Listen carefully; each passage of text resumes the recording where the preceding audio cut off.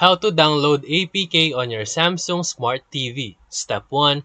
On your Samsung Smart TV, go to your settings and then About TV.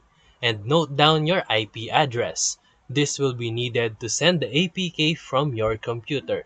Step 2. On your TV, enable the developer mode. Go to your apps and then settings and then developer options and turn it on.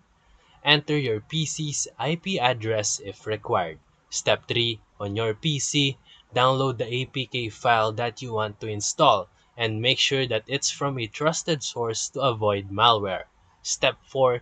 Use ADB or Android Debug Bridge on your computer and open the command prompt and type this one.